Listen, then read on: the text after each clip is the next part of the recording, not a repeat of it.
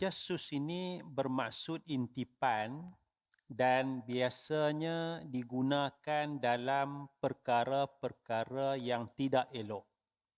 Ya, kalau kita intip untuk perkara yang tidak elok maka dikatakan sebagai tajassus, ya.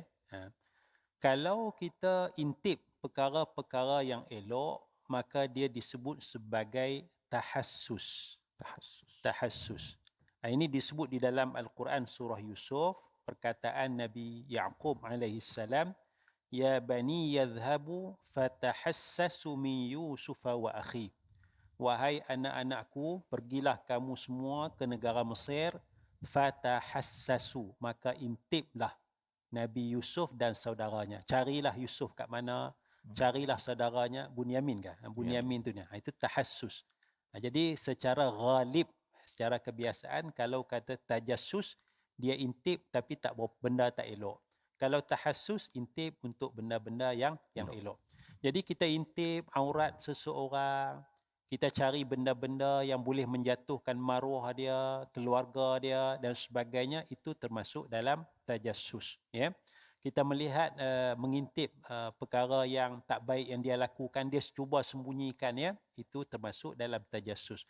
Sebab itu kalau kita tengok cerita Sayyidina Umar Al-Khattab radhiyallahu anhu dengan Sayyidina Abdul Rahman bin Auf, mereka melihat dalam satu rumah tu ada benda, orang buat benda tak elok lah, mungkin minum arak dan sebagainya. Maka Sayyidina Umar dia cuba nak menyiasat benda tu, tapi dia bukan tabayun, dia buat kesalahan sikit lah, kita nampak macam itulah, ya. Maka Sayyidina Umar hisbah, Sayyidina Umar tegur orang tu yang buat benda tak elok di dalam rumahnya. Maka orang ni tegur Sayyidina Umar balik, aku buat satu kesalahan tapi kamu buat beberapa kesalahan. Sayyidina Umar terkejut, apa yang aku buat?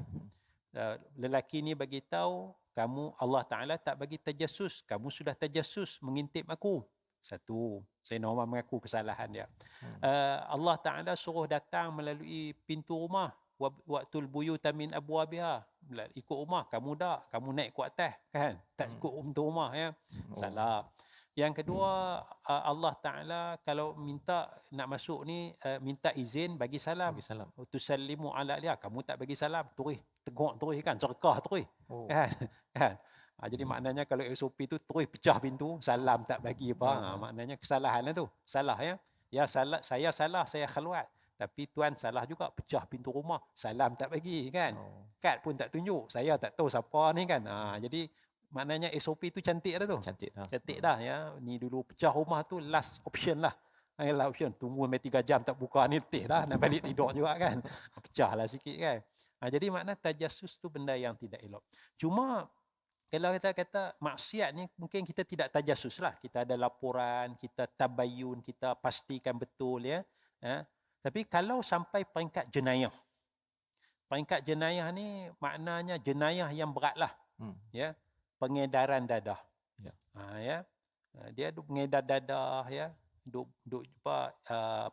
seluduk daun ketum. Betul. Ya. Lepas tu polis diarahkan untuk mengintip. Pegawai polis kata, minta maaf, tak boleh tajassus tuan. Itu yang nak tahu tu. Jahanam. Kesian polis nanti kan lepas ni. Polis tak boleh nak buat kerja. Kan, tak boleh nak tajassus kan. Ya. Kalau maksiat tu tak payah tajassus lah. Kan. Kalau ada laporan yang pasti, ada keluar maksiat tu dihebohkan, kita pergilah siasat kan. Tapi kalau sampai tahap jenayah yang berat ni lah, nak bunuh orang, ada nak bom ke, penyeludupan barang, itu kena tajassus lah, kena intip lah. Kerana itu bukan maksiat, tapi itu sudah sampai maksiat yang jenayah.